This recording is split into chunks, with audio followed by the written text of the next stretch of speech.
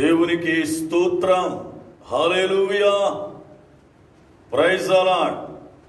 ప్రభువునందు ప్రియులారా, మీ అందరికీ కూడా యేసుక్రీస్తు శ్రేష్టమైన నామములో నా హృదయపూర్వకమైన వందనాలు తెలియచేస్తూ ఉన్నాను. దేవుని మహా ఉచితమైన కృపచేత ఈ రాత్రి కాల వేళ లైవ్లో కొంచెం అభ్యంతరమయ్యింది. అందుకనే సమయం ఒక 30 నిమిషాలు వ్యర్థమయ్యింది.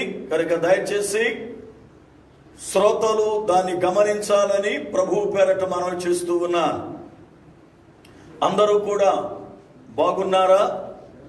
ఈ యొక్క వాతావరణ పరిస్థితులలో దేవుడు మనల్ని ఎంతగానో కాచి కాపాడుతూ సంరక్షిస్తూ ఉన్నాడు. ప్రియులారా, ఓ ప్రక్కన వాతావరణ పరిస్థితులు బహుఘోరముగా ఉన్నాయి. ఎండలు, వాటికి జ్వరాలు, అలాగనే ఈ యొక్క వైరస్ ప్రభావం. కనుక జాగ్రత్తగా ఉండండి. మీ కుటుంబాలలో మీ యొక్క బిడ్డలతో జాగ్రత్తగా గడపాలని మనం చేస్తూ ఉన్నా. ఎందుకంటే నేటి దినములు బహు భయంకరముగా ఉన్నాయి.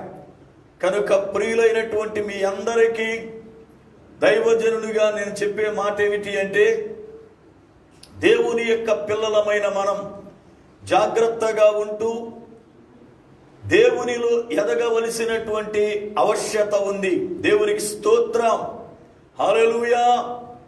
వాక్యాన్ని ధ్యానం చేద్దాం. అందరూ కూడా సిద్ధపడి ఉన్నారా? లైవ్ ఆలస్యమైందని చెప్పి మీలో చాలా మంది మెసేజ్లు పెట్టారు, చాలా మంది ఫోన్లు కూడా చేశారు. అయితే ఆ అభ్యంతరానికి చింతిస్తూ ఉన్నాను. కనుక ఇక నుండి అలాంటి అభ్యంతరము లేకుండా దేవుడు తగిన సమయానికి కార్యక్రమం నడిపించున్నట్లుగా ప్రార్థనా పూర్వకముగా సిద్ధపడదాం. దేవునికి స్తోత్రం. హల్లెలూయా. మీ యొక్క బైబిల్ గ్రంథాన్ని దగ్గర పెట్టుకున్నారా?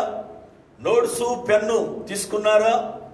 ఇక అటు ఇటు ఆలోచించకుండా, అటు ఇటు సంచరించకుండా జాగ్రత్తగా మీ ఫోనుని ఒక చోట పెట్టుకొని జాగ్రత్తగా దానికి ఎదురుగా కూర్చొని వాక్యము వింటూ దేవునిలో సాగాలని ప్రభు పేరట మనవి చేస్తున్నా.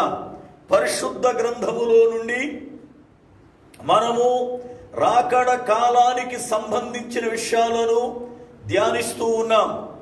ప్రభు యొక్క రాకడ ఎప్పుడు వస్తుందో, వస్తే ఒకవేళ మనం ఎత్తబడతామా లేక విడువబడతామా అన్న విషయాలను ప్రియులారా ధ్యానిస్తూ ఉన్నాం.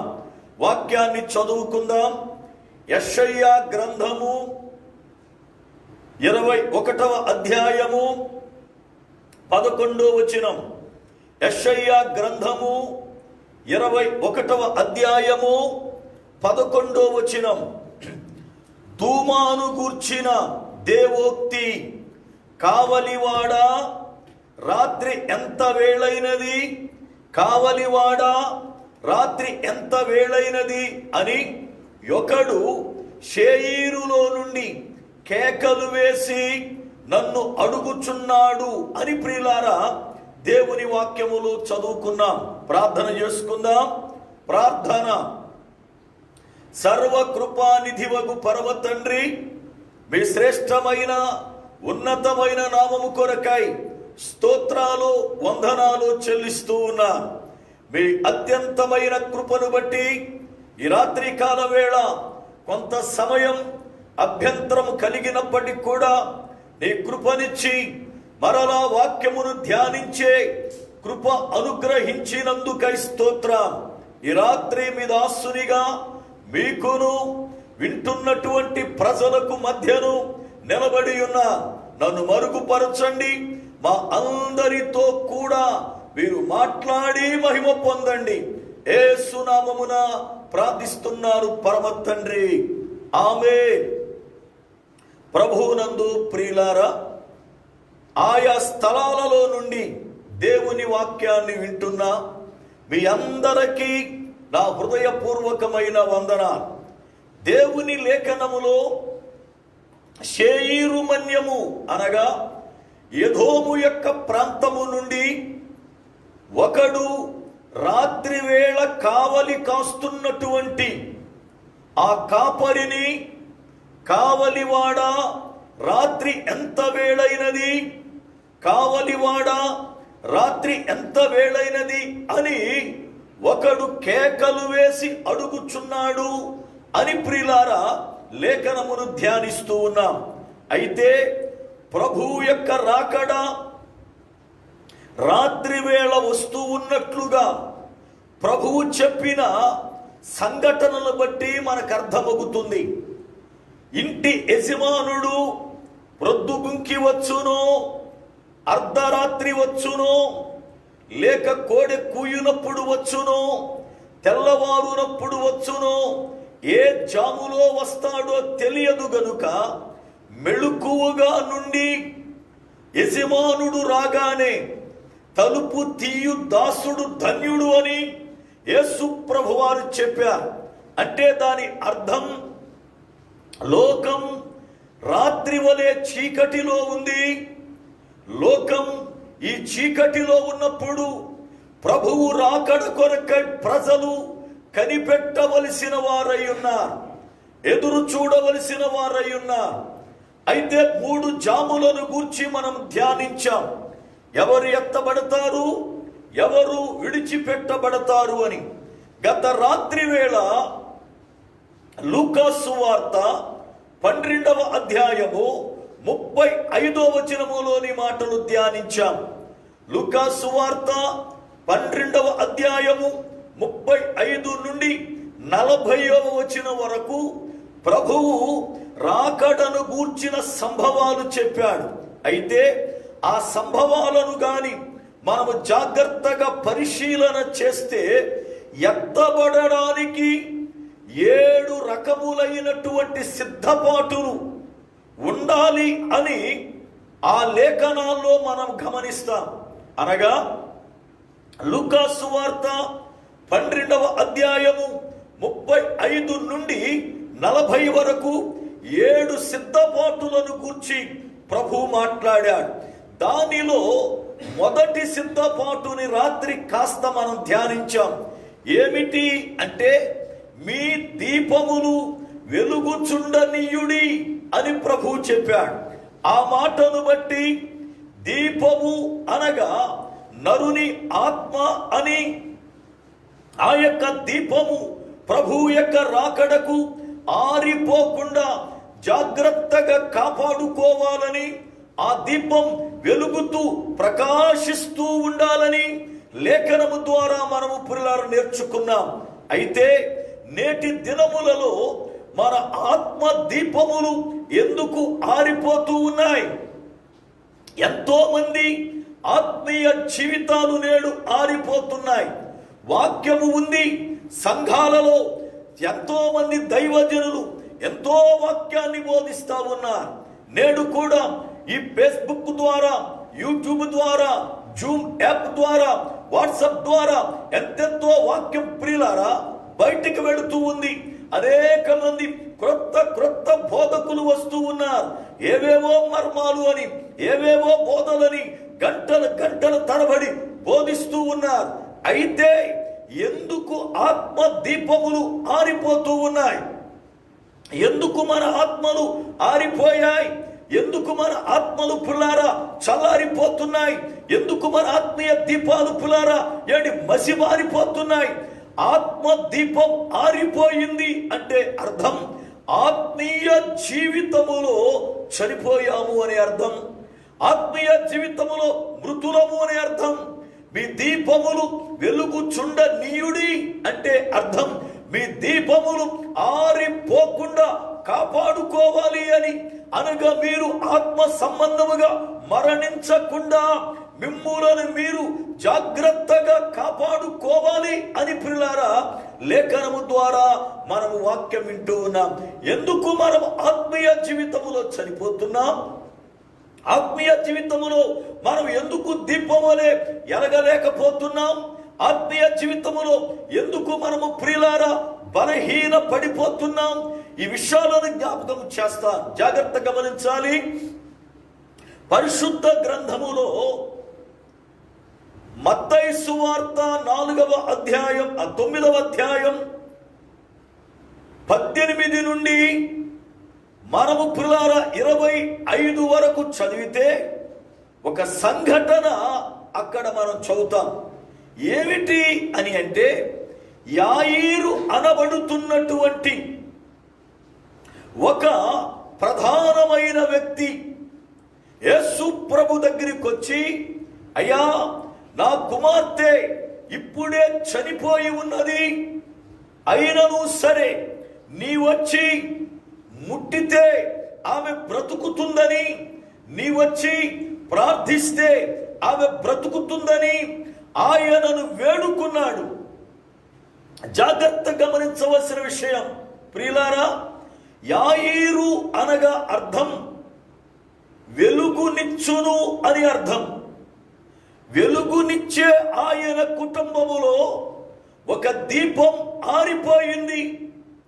వెలుగునిచ్చే ఆయన యొక్క కుటుంబములో అన్ని దీపాలు వెలగవలసి ఉండగా ఒక దీపం ఆరిపోయింది.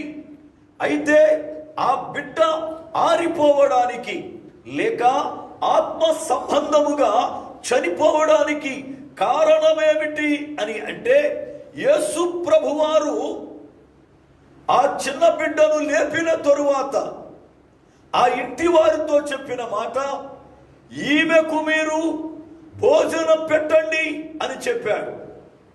అంటే అర్థం ఏమిటి? ఆమె ఎందుకు చనిపోయింది? కారణం ఏమిటంటే, ఆహారమును తీసుకొనక, ఆమె భుజించక ఆమె చనిపోయింది. జాగ్రత్త గమనించాలి.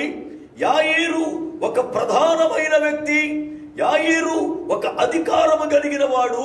ఆ ఇంటిలో భోజనానికి కొదువేముంది? ఆ ఇంటిలో భోజనానికి ఏమి కొదువా?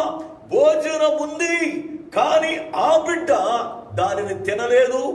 నేటి దినాలలో సంఘములలో వాక్యము ఉంటుంది. దైవజనులు అనేక మంది ప్రయాసపడి కన్నీరు గార్చి దేవుని పాదము దగ్గర కనిపెట్టి వాక్యాన్ని సిద్ధపరచుకొని సంఘాలలో, నా సంఘం పెళ్లి కూతురులాగా తయారవ్వాలి, నా సంఘం ఆత్మీయముగా ఎదగాలి, నా సంఘం బలపరచబడాలి, నా సంఘ బిడ్డలు ఆత్మ ఫలములు కలిగి ఉండాలి, నా సంఘం వర్ధిల్లాలి అని చెప్పి దైవజనుడు ఎంతో ప్రయాసపడి వాక్యాన్ని సిద్ధపరిచి వాక్యాన్ని బోధిస్తూ ఉంటే, సంఘాలలో ఉన్నటువంటి విశ్వాసులు, సంఘాలలో ఉన్న ప్రజలు వాక్యాన్ని వినటలేదు, అనగా వాక్యాన్ని భుజించుటలేదు. వాక్యం వింటూ వారు పులారా, ఈ వాక్యం నాకు కాదు అని కొందరు, ఈ వాక్యం మాకు తెలుసులే అని కొందరు, ఈ వాక్యం ఫలానా వ్యక్తికి తగిలుంటది అని కొందరు, కొందరైతే వాక్యం బోధిస్తూ ఉండగా పరధ్యానములో ఉండి వారి సెల్ ఫోన్ చూసుకుంటూ, లేక నిద్రపోతూ, లేక ఏవేవో తడువులాడుకుంటూ, లేక ప్రక్కన వారితో ఊసులాడుతూ సంఘాలలో రకరకములైనటువంటి ఆలోచనలతో ప్రజలు ఉంటూ దైవజనుడు చెప్పే వాక్యాన్ని హృదయములోనికి రానియకుండా, దైవజనుడు చెప్పే వాక్యానికి లోబడకుండా, దైవజనుడు చెప్పే వాక్యాన్ని వినకుండా ప్రియులారా అనేక మంది ఆత్మ సంబంధముగా చనిపోతూ ఉన్నారు, ఆత్మ సంబంధముగా మృతులవుతున్నారు. అనగా వారి ఆత్మ దీపములు ఆరిపోతున్నాయి, వారి ఆత్మ దీపములు ఆరిపోతున్నాయి. వారి ఆత్మ దీపములు ఆరిపోవటానికి గల కారణం, వారు వాక్యాన్ని వినటలేదు, విన్నట్టుగా నటిస్తున్నారు, విన్నట్టుగా ప్రవర్తిస్తున్నారు, విన్నట్లుగా కనబడుతున్నారు. నిజముగా వాక్యము వింటే, వాక్యము వారి లోనికి వెళితే ఆ వాక్యం వారిలో కార్యాన్ని జరిగిస్తుంది. ఏ కార్యము? హెబ్రీ పత్రిక 4వ అధ్యాయము 12వ వచనమునందు, హెబ్రీ పత్రిక 4వ అధ్యాయము 12వ వచనమునందు హెబ్రీ గ్రంథకర్త అంటాడు, ఎందుకనగా వాక్యము బలము గలదై సజీవమై అది ప్రాణాత్మలలో దూరుచు, అది మూలుగులను విభజించుచు లోపలకెళ్ళి అది అన్నిటిని కెలుకుద్దట. అనగా వాక్యము లోపలికెళితే నాలో ఎక్కడ రహస్యమైన పాపం ఉందో, ఎక్కడ నాలో అవిధేయత ఉందో, ఎక్కడ నాలో చెడు ఉందో, ఎక్కడ నాలో అపవిత్రత దాగి ఉందో అదంతటిని కెలికి బయటకు తీసుకొచ్చి ఒప్పింప చేసేది దేవుని వాక్యం. ఈ రోజున ప్రజలలోనికి వాక్యము లోపలికి పోవుటలేదు. కారణం ఏంటి తెలుసా? దేవుని సన్నిధిలో ముందు వరుసలోనే కూర్చుంటాం, విన్నట్టుగా ఉంటాం, బైబిల్ తిరిగేస్తూ ఉంటాం, పాటలు పాడుతుంటాం, కానీ వాక్యము లోపలికి పోనీయం. మీకు ఒక సంఘటన చెబుతాను, జరిగిన సంఘటన. ఒకసారి విజయవాడలో ఒక దైవజనుడు సంఘ క్షేమాభివృద్ధి కొరకై సంఘములోని బిడ్డలందరూ కూడా పరిశుద్ధాత్మను పొందాలి అని చెప్పి 40 రోజులు పగలు రాత్రులు ఆయన సంఘములో కూడికలు పెట్టాడు. అయితే రోజుకి ఒక దైవజనుడిని పిలిచి పగలు రాత్రి వాక్యం చెప్పించేవాడు. చాలా ప్రయాసతో కూడిన పని, చాలా భారముతో కూడిన పని.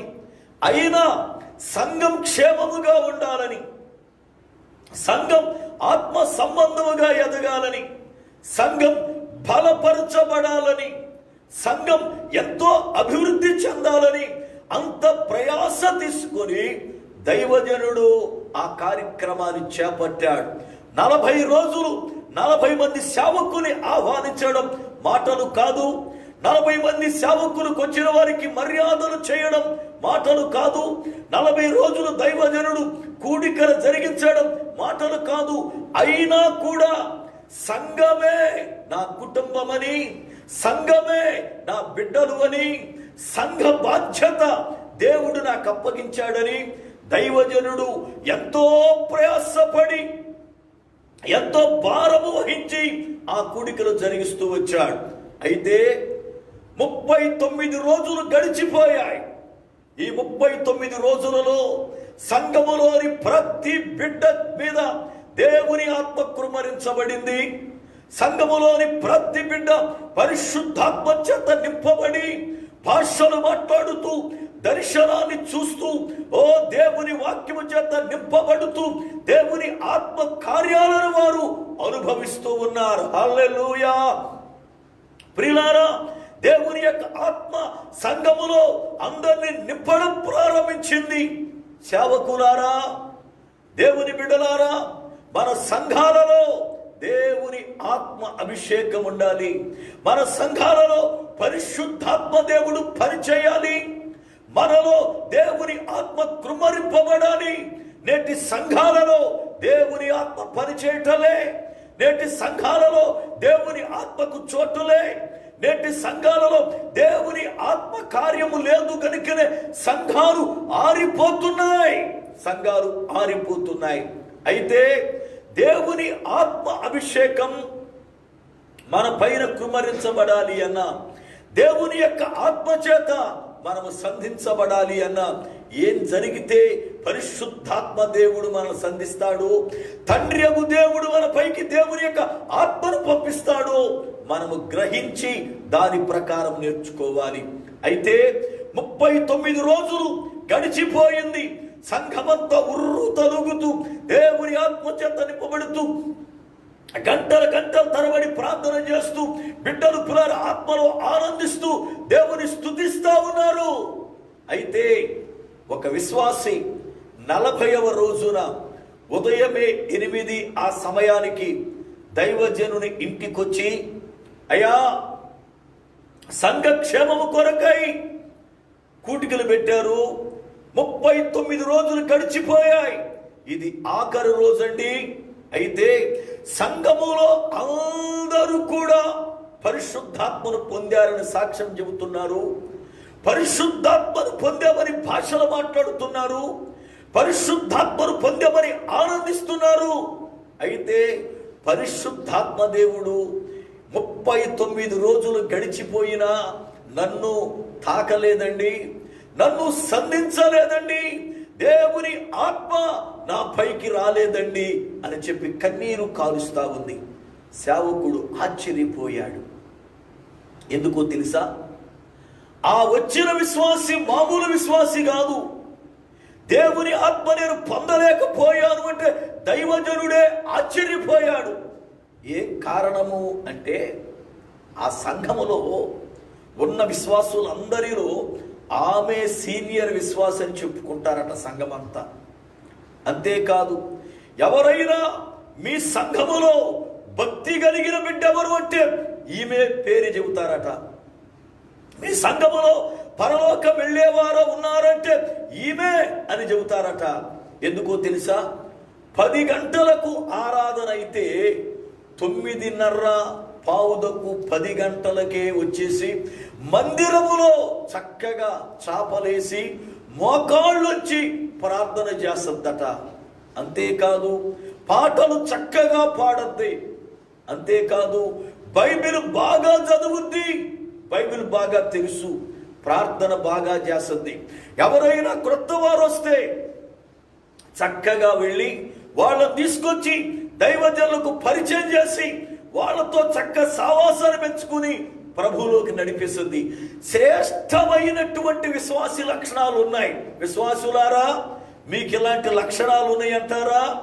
10 గంటలకు ప్రార్థన అయితే నీవు నీ సన్నిధికి ఎన్ని గంటలకు కడుతున్నావు ఆలోచించు. కొంతమంది ఉంటారు స్వామరోళ్ళు, 10 గంటలకు ప్రార్థన అంటే 11 గంటలకి తిని తేపుతూ వస్తారు. దేవుడు మిమ్మల్ని చూసి దుఃఖపడుతున్నాడు. ఎందుకో తెలుసా?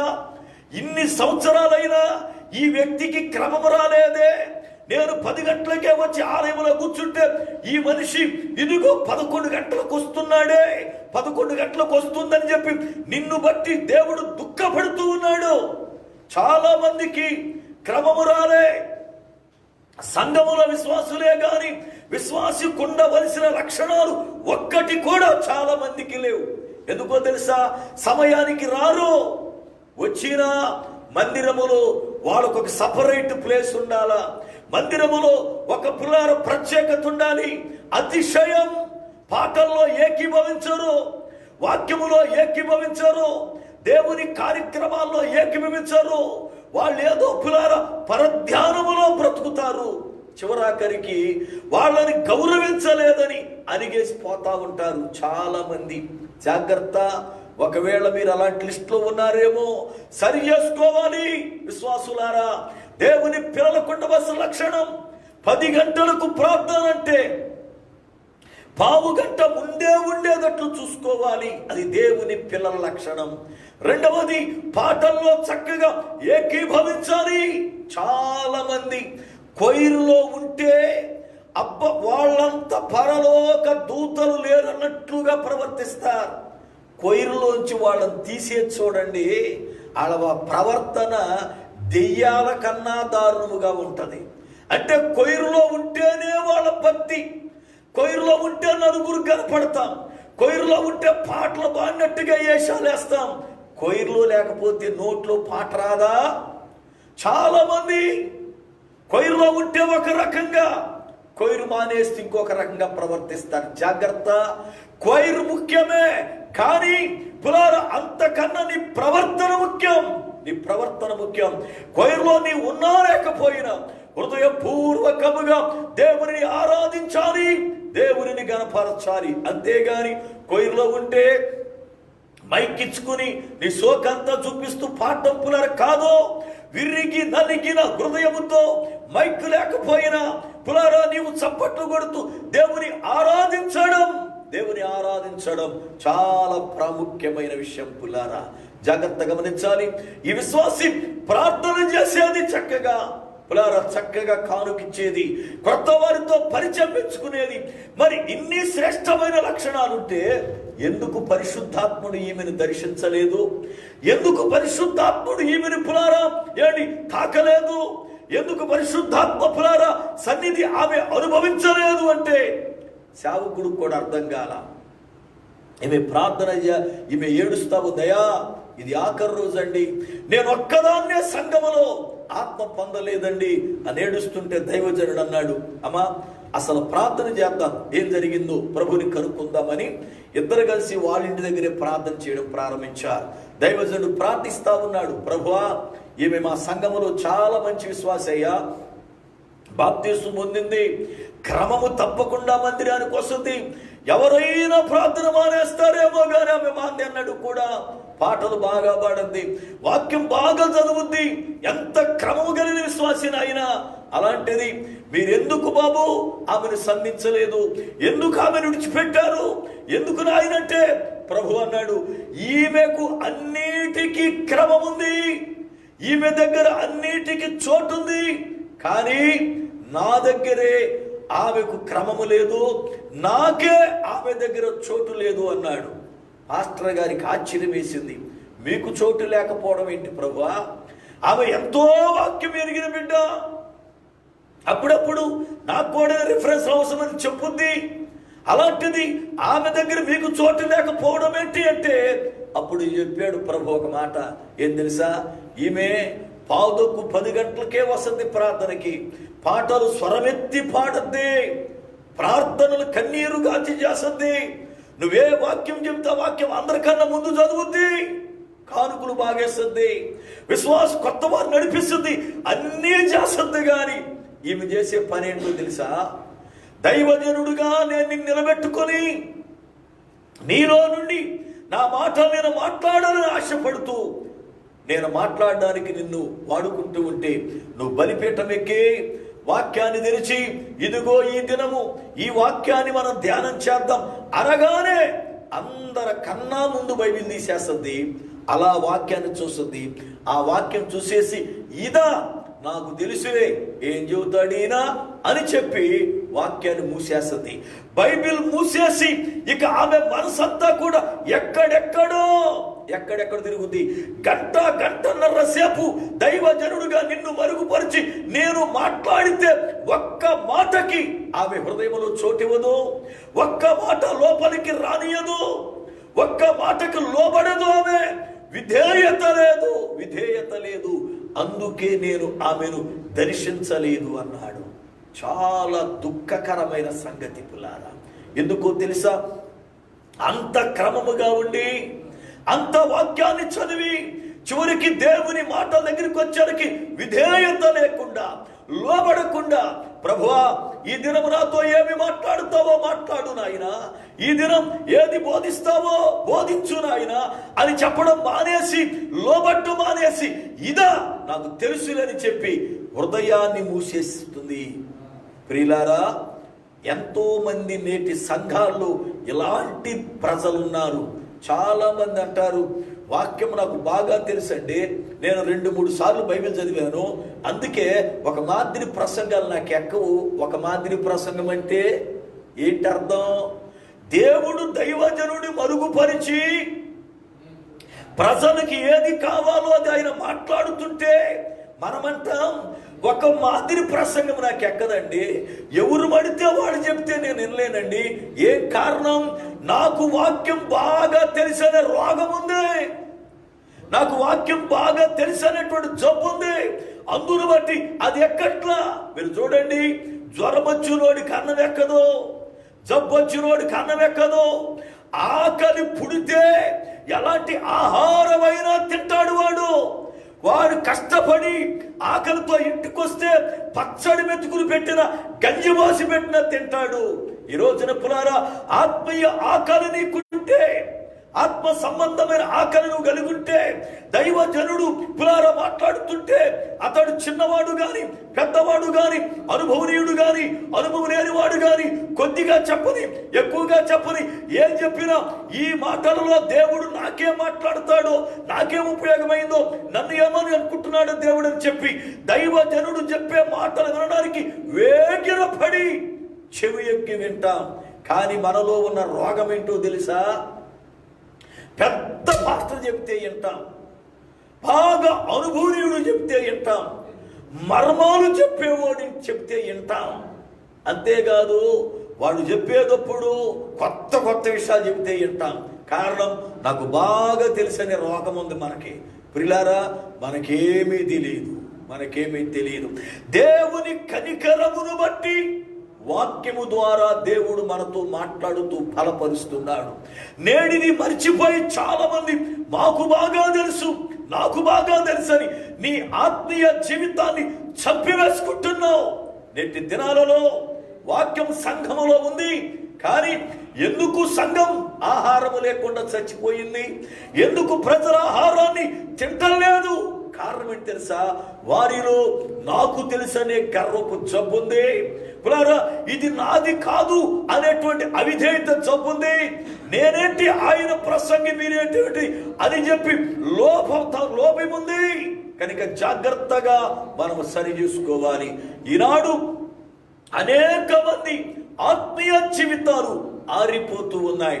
ఆత్మీయ జీవితాలు పులారా ఆరిపోతున్నాయి. ప్రభు అంటాడు, నా రాకడకు, ఇదిగో నా రాకడకు మీ దీపములు వెలుగుచుండనీయుడి. అది వెలుగుతుంది అని ఎలా తెలుసా? దాని ప్రకాశతను బట్టి, దాని వెలుగు విస్తరించుటను బట్టి. మనము అక్కడ దీపం ఉందండి అని చెబుతాం. అక్కడ దీపం ఉందని ఎలా చెప్పాం బ్రదర్ అంటే, అక్కడ దీపం ఉంది అంటే వెలుగు ప్రకాశత కనబడుతూ ఉంది. వెలుగును చూచి దీపం ఉంది అని చెప్పగలం. ఈ రోజున పులారా, మనను చూసిన వారు మనలో దీపం వెలుగుతుంది అని ఎలా చెప్పగలరు తెలుసా? మనలో ఉన్న ప్రకాశతను బట్టి, మనలో ఉన్న వెలుగును బట్టి, అది ఇతరులకు కనబడుటను బట్టి అతనిలో దీపం వెలుగుతూ ఉంది అని చెప్పగలరు. మీకు ఒక సంఘటన చెబుతా. మన దీపములు వెలుగుతున్నాయి అంటే ఎలా తెలుస్తుంది అంటే, దేవుడు ఇశ్రాయేలీలను ఐగుప్తు దేశములో నుండి కనాను దేశానికి నడిపించడానికి ఆయన మోషేను ఎన్నుకున్నాడు. అయితే ప్రియులారా, మోషే ద్వారా ఇశ్రాయేలీలను హోరేబు పర్వతం దగ్గరికి తీసుకొచ్చిన తరువాత అప్పటికి 2 మాసములైపోయింది వారు నడక ప్రారంభించి. అక్కడికి వచ్చిన తరువాత మోషేతో దేవుడు అన్నాడు, మోషే, ప్రజలను కింద విడిచి నీతో నేను మాట్లాడాలి గనుక పర్వతము పైకి రా అని పిలిచాడు. దేవుడు మోషే మాట విని, మోషే దేవుని మాట విని ప్రజలను క్రింద విడిచి వారి సోదరుడైన అహరోనునకు అప్పగించి ఆయన యెహోషువను తీసుకొని కొండ ఎద్దకెళ్ళి కొండ క్రింద భాగాన యెహోషువను నిలబెట్టి ఆయన పర్వతం పైకి వెళ్ళాడు. వెళ్ళిన మోషే 40 రోజులు క్రిందకు రాలేదు. 40 రోజులు క్రిందకు రాలేదు. ఆయన 40 రోజులు దేవునితో మాట్లాడుతూ ఉన్నాడు. 40 రోజులు దేవునితో సావాసం చేస్తూ ఉన్నాడు. దేవుని జీవము గల మాటలు వింటూ ఉన్నాడు. 40 రోజుల తరువాత ప్రభువు క్రిందకు వెళ్ళు మోషే అని పంపిస్తే క్రిందకు దిగొచ్చాడు. క్రిందకు మోషే వచ్చినప్పుడు జరిగిన పరిస్థితి ఏంటో తెలుసా? మోషే ముఖం ప్రజ్వరిల్లుతూ ఉంది. మోషే ముఖములో నుండి దేవుని ప్రభావపు కాంతి విరజిమ్ముతూ ఉంది. అతడు ప్రకాశిస్తూ ఉన్నాడు. బాప్తిస్మమిచ్చు యోహానును గూర్చి యోహాను సువార్త 5వ అధ్యాయం 35వ వచనమునందు యోహాను భక్తుడు రాసిన మాట. యోహాను సువార్త 5వ అధ్యాయం 35వ వచనములో రాయబడిన మాట, అతడు మండుచు ప్రకాశించుచున్న దీపమై ఉన్నట్టు ఉండెను. అతడు మండుతూ ఉన్నాడు, ప్రకాశిస్తూ ఉన్నాడు, దీపములాగా ఉన్నాడట. పులారా, బాప్తిసం ఇచ్చే యోహాను. ఇప్పుడు మోషే క్రిందకు వస్తే మోషే ఎలా కనపడుతున్నాడు తెలుసా ప్రజలకి? మోషే ముఖం వెలుగుతూ ఉంది, తేజరిల్లుతుంది. ప్రజలు ఆయన ముఖాన్ని చూసి మాట్లాడలేక తలలు కిందకెట్టుకుని మోషేతో మాట్లాడడం ప్రారంభించారు. ఏమయ్యా, నా ముఖాన్ని చూసి మాట్లాడండి అని మోషే అంటే, లేదయ్యా నీ ముఖాన్ని చూడలే. ఏం కారణం? నీ ముఖములో ప్రభావం ఉంది, నీ ముఖం వెలుగుతూ ఉంది, నీ ముఖములో నుండి వెలుగు ప్రకాశం బయటకు వస్తుంది. ఏం కారణం? లోపల దీపం వెలుగుతూ ఉంది, దాని ప్రకాశత ముఖములో నుండి బయటికి ప్రజ్వరిల్లుతూ ఉంది. పులారా, అయితే మోషే వారు భయపడుతున్నారని, నాతో మాట్లాడాలి అంటే నా ప్రకాశత కొంచెం కాపాడుకోవాలని ముసుగు వేసుకుని వారితో మాట్లాడేవాడు. పులారా, దేవుని యొక్క సన్నిధానంలో మోషే ప్రకాశించడానికి గల కారణం, మోషే ప్రకాశత కలిగి ఉండడానికి గల కారణం, దేవునితో 40 రోజులు ఆయన దేవుని పర్వతం మీద సహవాసం చేశాడు. ప్రియులారా, ఈ రోజున మన దీపములు వెలుగుతూ ఉండాలి అంటే, మన దీపములు వెలిగించబడాలి అనంటే, దేవుని పిల్లలమైన మనము ఈ కడవరి దినములలో దేవునితో ఎక్కువ సహవాసము కలిగి ఉండాలి.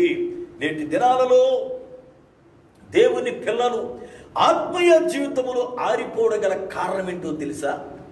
మందిరములోకి వస్తే పెద్ద భక్తిమంతుల్లాగా గాబ్రియేలు, మికాయేలు దూతలు మా మేనమాములే అన్నట్లుగా ఎంతగా భక్తిగా నటిస్తారు. వాక్యములో తలకాయ పెట్టేసి పైకి లేకపోకుండా చదువుతున్నట్లుగా, పులారా ప్రార్థనలో మోకాళ్ళు వచ్చి ప్రార్థన చేస్తున్నట్లుగా ఎంతగా కనపడతారో. కానీ వారు తిరిగి బయటికి వెళితే, వారి ఇంటికి వెళితే ఒక్క రోజైనా 1 గంట బైబిల్ చదివినట్లుగా కానీ, 1 రోజైనా 1 అరగంట ప్రార్థన చేసినట్లు కానీ వాళ్ళు కనపడరు. దేవుని మందిరములో భక్తుల్లా కనపడతారు కానీ ఇంటికి వెళితే దేవునితో సావాసము లేదు. దేవునితో సావాసం, ఇంటికి వెళ్ళిన దగ్గర నుండి ప్రక్క వాళ్ళతో సావాసం, ఫోనుల్లో ఎవరెవరితోనో సావాసం, లేకపోతే ఇంటిలో ఉన్న వారితో సావాసం, ఇలాగున లేనిపోని వాటితో సహవాసమే గాని దేవునితో సావాసం చేయట్లేదు ప్రజలు. గుండె మీద మీరు చెయ్యి వేసుకుని చెప్పండి, అయ్యా ఈ లాక్డౌన్ సమయములో బైబిల్ గ్రంథాన్ని విడిచిపెట్టకోకుండా రోజు 2-3 గంటలు చదువుతున్నానండి, రోజు ఒక 10-15 అధ్యాయాలు చదువుతున్నానండి. ఈ లాక్డౌన్ సమయంలో బైబిల్ ఒకసారి పూర్తిగా చదివేశాను, నేను దేవునితో సావాసం చేస్తున్నాను అని చెప్పగలిగినటువంటి బిడ్డలు ఉన్నారా? ఆలోచించండి. ఈరోజు సాయంత్రం నాతో ఒక సహోదరి మాట్లాడడానికి ఫోన్ చేసింది. ఫోన్ చేసినప్పుడు, ఏమా ఏంటి ఫోన్ చేసామని అడిగా. ఏమా ఏంటంటే ఆయన అంటుంది, ఆమె అయ్యా నాకు ఒక డౌట్ వచ్చిందండి బైబిల్ చదువుతుండగా. ఆ డౌటు ఎవరిని అడిగినా చెప్పే అవకాశం లేదు, అందుకే మీరైతే చెప్పగలరని మీకు చేశానండి. ఆ డౌటు ఫలానా నాకు చెప్పండి అంటే దాని విషయం అంతా కూడా చెప్పాను. ఆమె అంటది, అయ్యా ఇదిగో ఈ యొక్క లాక్డౌన్ సమయంలో, ఈ లాక్డౌన్ టైంలో ఇప్పటికీ బైబిల్ గ్రంథాన్ని ఒక్కసారి పూర్తి చేసేసా, నేను బైబిల్ మొత్తం చదివేశా, అందుకే ఇప్పుడు నాకు కొత్తగా డౌట్లు వస్తున్నాయి, అది తెలుసుకుంటున్నాను అంటే నేను మంచిది, అయితే బైబిల్ గ్రంథం ఇంకా బాగా చదవండి అన్నాను. ఈరోజు పులారా, దేవునితో సావాసం ఉందంటావా?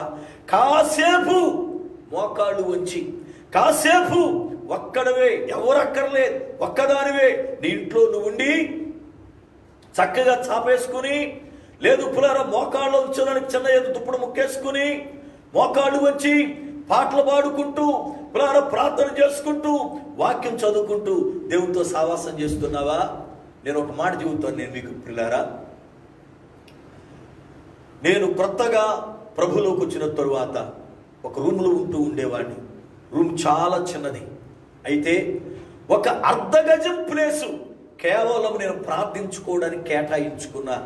ఆ అర్ధ గజం ప్లేసులో ఇంకెవరు తినడము కానీ ఏ వస్తువులు పెట్టుకోకుండా ప్రార్థన కొరకే కాపాడుకుంటూ వచ్చా.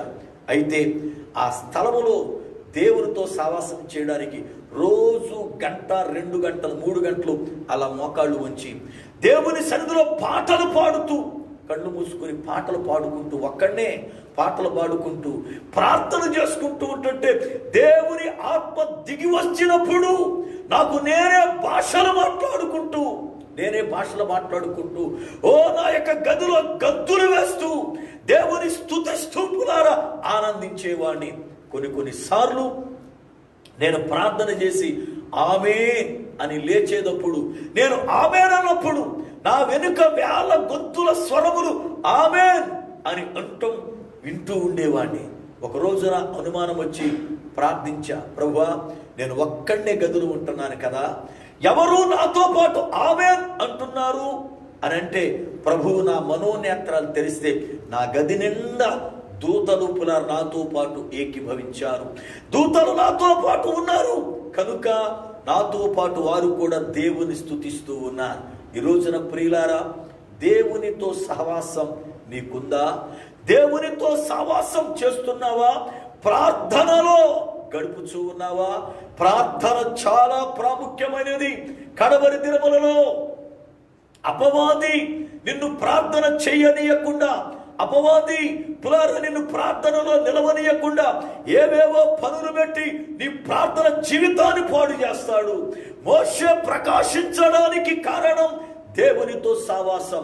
ఈరోజు సావాసం చాలా అవసరం. అందుకే రాత్రి వేళ ఒక మాట చెప్పారు. హెబ్రీ పత్రిక 12వ అధ్యాయం 10వ వచనములో హెబ్రీ గ్రంథకర్త చెప్పాడు, కొందరు సమాజముగా కూడుకొనుట మానుకొనినట్టు మీరు అలా చేయవద్దు. ఆ దినము సమీపించుట మీరు చూచుకొలది. ఆ దినం వచ్చే సమయం దగ్గరైనప్పుడు, అనగర్థం దేవుని యొక్క రాకడ దగ్గరికి వస్తున్న కొలది, దేవుని యొక్క రాకడ సూచనలు నెరవేరుతున్న కొలది, దేవుని రాకడ గుర్తులు చూస్తున్న కొలది మీరు ఎక్కువగా కూడుకోవాలి. కానీ విచిత్రం ఏంటో తెలుసా? దేవుని రాకడ సమీపిస్తూ ఉంటే సూచనలు చూచి మీరు ఎక్కువగా కూడుకోవాలని ప్రభు చెబితే, నేడు సంఘాలు ఎక్కువగా కూడుకోకుండా 2-3 ముక్కలైపోయి కూడుకుంటున్నాయి. ఎక్కువగా కూడుకోమని దేవుని వాక్యం చెబితే మనమేం చేస్తున్నామంటే సంఘాలలో చిన్న చిన్న విషయాలకి మనస్పర్ధలను పెట్టుకుని, చిన్న చిన్న విషయాలకు గొడవలు పెట్టుకుని ముఠాలు ఇడిపోయి ఒక సంఘములో నుండి 10 మంది తీసుకెళ్ళి ఒక సంఘం, ఒక సంఘములో నుండి 10 మంది తీసుకెళ్ళి ఇంకొక సంఘం, ఒక సంఘం ఇలాగ సంఘాన్ని చిల్లలు పల్లలుగా చేస్తున్నారు. దేవుని సేవకులారా, సంఘములు కట్టబడాలి. అయితే ఆ కట్టబడే సంఘం దేవుని దర్శనము కలిగినదై ఉండాలి. ఆ సేవకుడు దేవుని పిలుపుని కలిగిన వాడై ఉండాలి. అంతేగాని పాస్టర్ గారి మీద కోపం వచ్చి సంఘం చీలిపోవడమో, నాకు వాక్యం చెప్పడం రాదేంటి, నేను చెప్పలేనా అని చెప్పి మన 10 కుటుంబాలు ఉన్నాయని సంఘం పెట్టేయడమో, లేకపోతే మన కులపోళ్ళకి సంఘములో గౌరవం లేదని కులపు విభేదాలు తెచ్చి, ప్రాంతీయ విభేదాలు తెచ్చి సంఘాలు పెట్టడము, అది వాక్యానుసారమైంది కాదు. అట్టి సంఘాలు దేవునికి మహిమకరముగా నిలబడలేవు.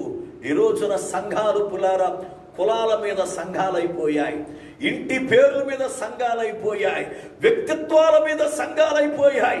అంతేగాని క్రీస్తు అనబడుతున్న బండ మీద సంఘపు పునాది కనబడుట లేదు. దేవుని వాక్యం ప్రియులారా మనతో మాట్లాడుతూ ఉంది. సమాజముగా కూడుకొనుట మరీ ఎక్కువ వాళ్ళట. కానీ ఇవాళ సంఘాలుగా కూడుకునడానికి ముందుగా సంఘాలు చీలిపోయి విభేదాలు పెట్టుకుని ఇవాళ విరోధముగా తయారైపోతున్నాం. ఆ సంఘం ఒకే సంఘం 2 ముక్కలైపోతే వాళ్ళు వీళ్ళతో మాట్లాడు, వీళ్ళు వాళ్ళతో మాట్లాడు, పైగా వీళ్ళ గురించి ఆళ్ళకి సాడీలు, ఆళ్ళ గురించి ఈలక సాడీలు. ఎంత దౌర్భాగ్యమైనటువంటి పరిస్థితులు ఆలోచించండి. ప్రియ స్నేహితులారా, దేవుని వాక్యం విన్న పిల్లలారా, మన దీపములు వెలుగుతూ ఉండాలి అనంటే, మన ఆత్మీయ దీపం వెలిగించబడాలంటే మోషే దేవునితో సావాసం చేసినట్లుగా మనము ఈ కడవరి దినములలో సావాసం చేయాలి.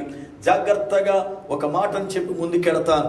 మనము రాబోతున్న విపత్తులను తప్పించుకోవాలి అంటే, రాబోతున్నటువంటి శ్రమలను తప్పించుకోవాలి అంటే, రాబోతున్నటువంటి వాటన్నిటిని గూర్చి మనము జాగ్రత్తగా ఉండాలి అంటే ఏం చేయాలో పరిశుద్ధ గ్రంథములో ఉన్న మాటను చదువుతున్నాను, వినండి. లూకా సువార్త 21వ అధ్యాయము 35-36 వచనాలు. లూకా సువార్త 21వ అధ్యాయము 35-36 వచనములు. ఆ దినము భూమి యందంతట నివసించు వారందరి మీదికి అకస్మాత్తుగా వచ్చును. కాబట్టి మీరు జరగబోవు వీటినెల్లను తప్పించుకొని మనుష్య కుమారుని ఎదుట నిలబడుటకు శక్తి గల వారగునట్లు ఎల్లప్పుడూ ప్రార్థన చేయుచు మెలకువగా ఉండుడని చెప్పాను. ప్రియులారా, రాబోతున్నటువంటి ఈ యొక్క ఉగ్రతను, రాబోతున్నటువంటి విపత్తులను, రాబోతున్నటువంటి శ్రమలను తప్పించుకోవుట కొరకై మనము మెళుకువగలిగి ప్రార్థించాలట. ఈ దినమున పులారా ఉగ్రత రాబోతూ ఉంది, శ్రమలు రాబోతూ ఉన్నాయి. చూస్తున్నాం ఇప్పటికే కరోనాతో ప్రపంచం పులారా అల్లాడిపోతూ ఉంది. కరోనాతో ప్రపంచం పులారా వణికిపోతూ ఉంది. ఓ ప్రక్కన మరణాలు, ఓ ప్రక్కన పులారా భయంకరమైన పరిస్థితులు. అయితే ఇలా ఉంటుండగా ఇంకొక విషయం చెబుతా. సంఘం ఎత్తబడాలి అంటే బూరలు ఊదబడాలి. 5వ దూత బూర ఊదినప్పుడు మిడతల దండు భూమి మీదకి వస్తుందని ప్రకటన గ్రంథం చెప్పింది. ఈరోజు మీరు పేపర్ చూడండి, ఈరోజు పేపర్లో రాయబడిన మాట అని తెలుసా? పాకిస్తానులో నుండి మిడతల దండు భారతదేశంలోకి ప్రవేశించి 5 ప్రాంతాలను అతలం కుతలం చేసింది. ఉత్తరప్రదేశ్, రాజస్థాన్, జైపూర్, మధ్యప్రదేశ్ పిల్లరా అతలం కుతలము చేశాయి. వచ్చి చూసేది తెలుసా? అవి నెక్స్ట్ టార్గెట్ ఆంధ్రప్రదేశ్ అట.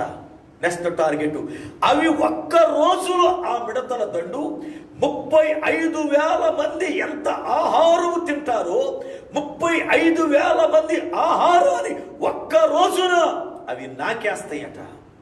అవి నాకేస్తూ ఉన్నాయి. అంటే ఎంత భయంకరమైన ఉగ్రత, ఎంత భయంకరమైన శ్రమలు, ఎంత భయంకరమైనటువంటి విపత్తులు మన కళ్ళ ముందు కనబడుతున్నాయి. ఆలోచించండి. వీటన్నిటినీ తప్పించుకోవాలి అని అంటే ఎల్లప్పుడూ ప్రార్థించండి అని ప్రభు మాట్లాడుతూ మీరు మెళుకువగలిగి ప్రార్థించండి అన్నాడు. కనుక దేవుని యొక్క వాక్యములు పులారి చెప్పబడిన మాట ప్రకారం మనము కడవరి దినములలో ఉన్నాం.